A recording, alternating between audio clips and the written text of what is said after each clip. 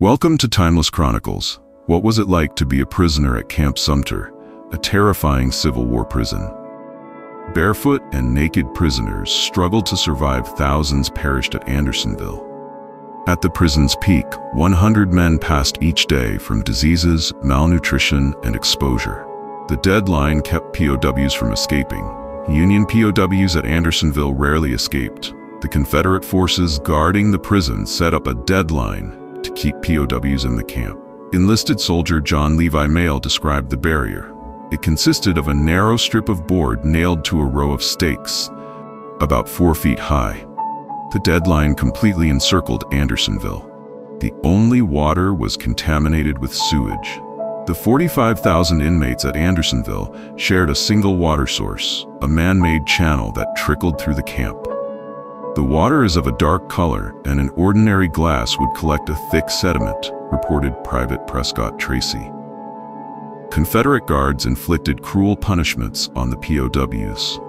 Inmates caught stealing from others might be put in the stocks or forced to wear a ball and chain. Already starving POWs might be deprived of the ration if a single man was missing at roll call.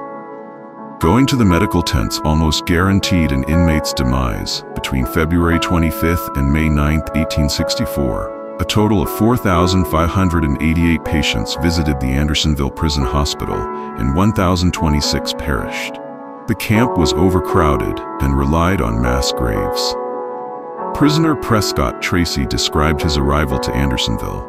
On entering the stockade prison, we found it crowded with 28,000 of our fellow soldiers. By crowded, I mean that it was difficult to move in any direction without jostling and being jostled. POWs suffered from gangrene and other diseases. Under the horrific conditions, the health of Union prisoners deteriorated. Lives were threatened by the terrible heat. In the summer, heat made Andersonville even more deadly. Private Ezra H. Ripple wrote about the scorched area, where not a particle of vegetation could be seen. Men created shade from makeshift tents. Ripple and 8 other men tried to escape the sun with their feet sticking outside like the spokes of a wheel. Andersonville was hell upon earth. Samuel J. Gibson, a Union soldier held at Andersonville, described the camp as a hell upon earth of a prison. Gibson wrote, "Our condition is daily growing more disagreeable as the weather grows warmer." 3 of Gibson's 4 comrades were sick, and as the days passed, Gibson recorded their passing in his diary. The prison was tightly secured, with nightly fires to prevent escape. The men held at Andersonville tried to escape.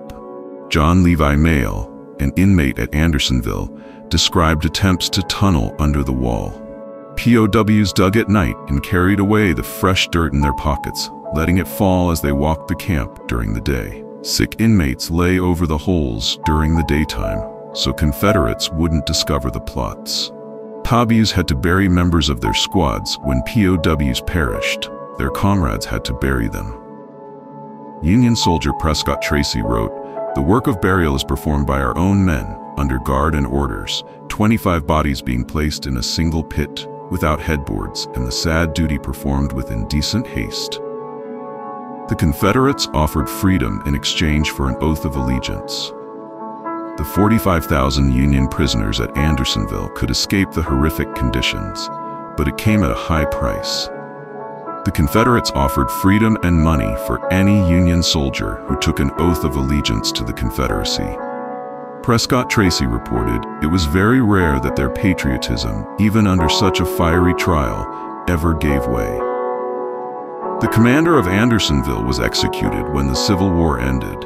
News of the atrocities at Andersonville horrified Northerners. After meeting with surviving POWs, Walt Whitman wrote, "There are deeds, crimes that may be forgiven, but this is not among them." Much of the blame fell on Henry Wirz, the commander at Andersonville, beginning in 1864. After the conflict, Wirz was detained and put on trial for war crimes. More than 100 witnesses testified in the trial. Wirz was blamed for the loss of thousands of Union men and received a sentence of capital punishment.